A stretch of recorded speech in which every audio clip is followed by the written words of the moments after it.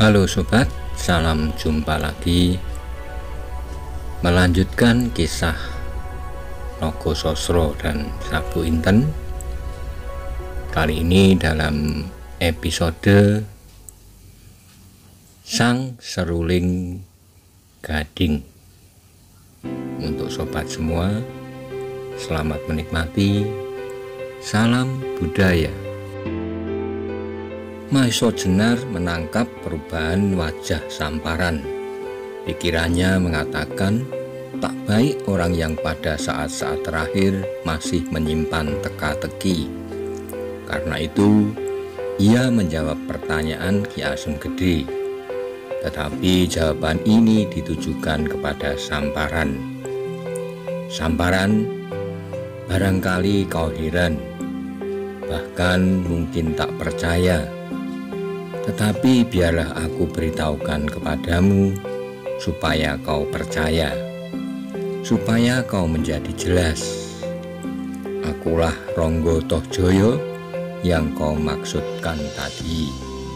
Memang aku pernah bertempur dan melukai Lowo Ijo di halaman dalam istana Demak. Karena itulah aku akan selalu mencarinya. Belum lagi Maiso Jenar selesai berkata, tiba-tiba dilihatnya mata Samparan yang tenang itu membasah. Lalu kata-katanya terputus-putus. Jadi, inikah pahlawan itu? Berbahagialah aku dapat bertemu dengan Tuan. Nah, Tuan Ronggo Tohjoyo, mudah-mudahan usahaku yang kecil ini dapat mengurangi dosaku. Akhirnya, hendaklah tuanku ketahui bahwa Pasingsingan berpendirian. Apabila keturunan dari kedua pusaka itu saja mempunyai khasiat yang demikian, apalagi pusaka-pusaka aslinya. Sejenak kemudian wajah Samparan menjadi semakin tegang. Beberapa kali ia berusaha menguasai jalan pernafasannya. Tetapi bagaimanapun keadaannya bertambah parah. Darah masih mengalir dari lukanya. Tiba-tiba sebagai seorang tabib tersadarlah Ki Asem Gede bahwa ia harus bertindak secepatnya untuk menyelamatkan jiwa Samparan sampai kemungkinan yang terakhir. Adi Mantingan, marilah kita angkat Samparan ini ke Gandok Wetan. Barangkali ada suatu cara untuk mengobatinya, kata Ki Asem Gede kepada Mantingan. Mendengar kata-kata itu, segera Mantingan bangkit dan siap bersama-sama Ki Asem Gede mengangkat Samparan. Dengan senyuman yang sayu, Samparan berbisik perlahan, "Terima kasih Ki Asem Gede, tetapi masih ada suatu rahasia lagi yang perlu Tuan ketahui. Ronggo Tohjoyo, besok pada bulan terakhir tahun ini akan ada suatu pertemuan para sakti dari aliran hitam untuk menilai ilmu masing-masing dan sekaligus mencari seorang tokoh sebagai pemimpin mereka. Kecuali kalau sebelum itu seseorang di antara mereka dapat membuktikan bahwa ia telah memiliki pusaka-pusaka Nogososro dan Sabu Inten. Dalam hal ini maka mereka hanya akan menentukan urutan hak saudara tua dari tiap gerombolan." Kemudian denyut jantung Samparan turun dengan cepatnya. Wajahnya pun menjadi semakin pucat. Meskipun demikian, ia masih berusaha untuk melanjutkan ceritanya. Bulan terakhir tahun ini, tepat pada saat purnama naik, di lembah tanah rawa-rawa, akan hadir dalam pertemuan itu antara lain Lowo Ijo dari Mentaok, sepasang uling dari Lowo Pening sebagai tuan rumah, yaitu uling kuning dan uling putih, suami istri Simorodro dari Gunung Tidar, Joko Soko, bajak laut yang berwajah tampan dari Nusa Kambangan, yang mendapat julukan ular laut. Sebenarnya Samparan masih akan berkata menyebut beberapa nama lagi, tapi ia sudah terlalu lemah. Sudahlah Samparan, jangan pikirkan semua itu. Tenangkanlah dan beristirahatlah, potong Ki Asem Gede. Samparan tersenyum buat terakhir kalinya. Ia menarik nafas panjang, dan sesudah itu terhentilah denyut jantungnya.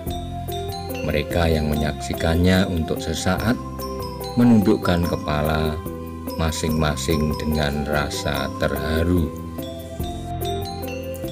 Perlahan-lahan tubuh itu kemudian diangkat dan diletakkan di atas bale-bale di Gandok Wetan. Tetapi wajahnya sekarang tidak lagi membayangkan kejahatan seperti yang pernah dilakukan semasa hidupnya.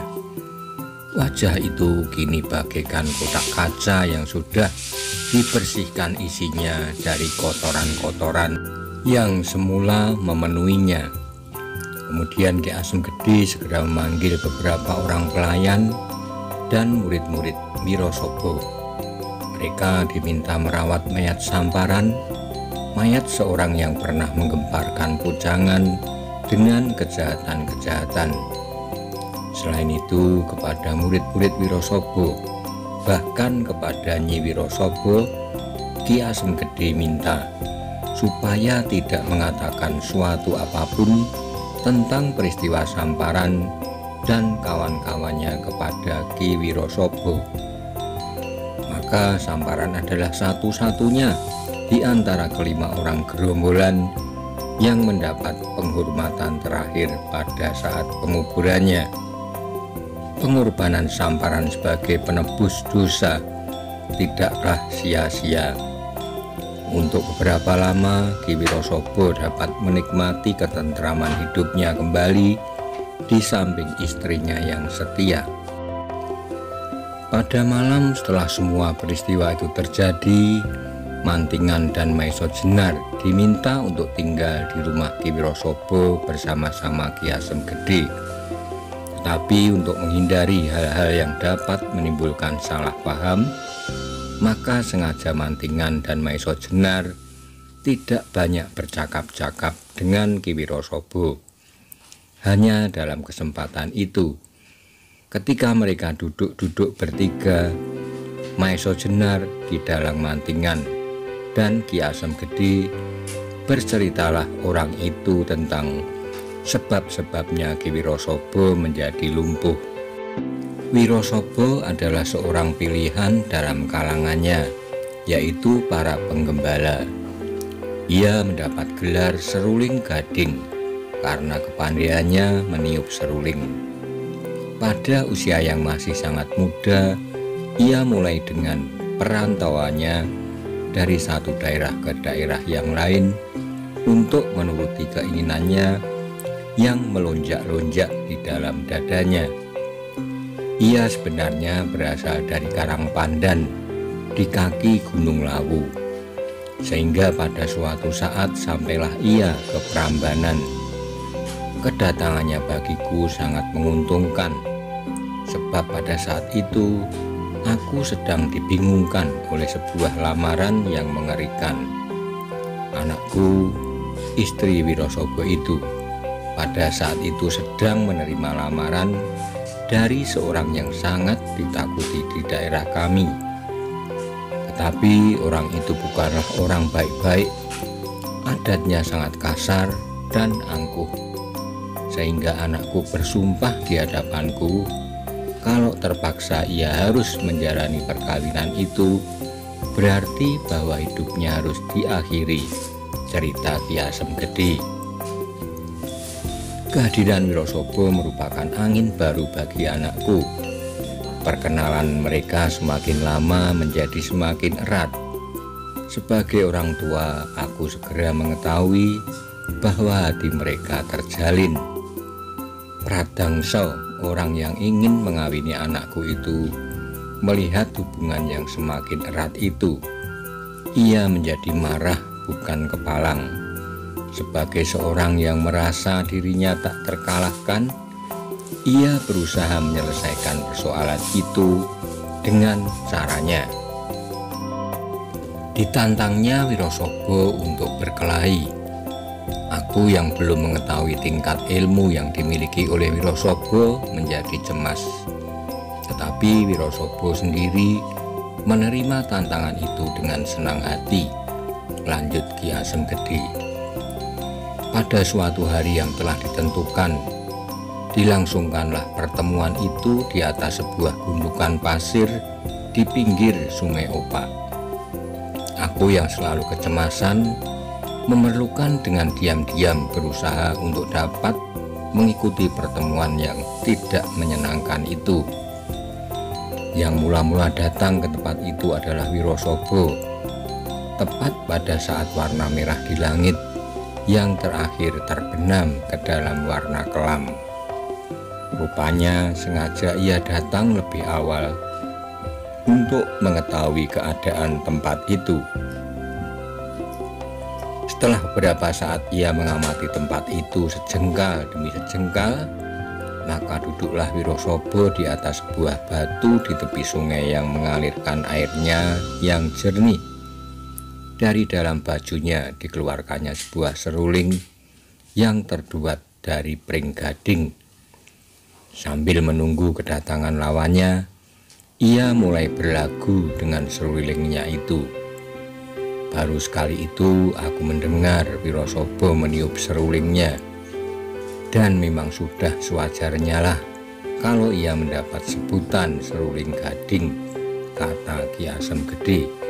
Mula-mula serulingnya itu membawakan lagu yang sejuk menyongsong datangnya bulan. Nadanya seperti silirnya angin senja. Kemudian lagu itu menurun makin dalam. Tetapi sesaat kemudian melonjak riang, seriang wajah gadis yang menyongsong datangnya kekasih.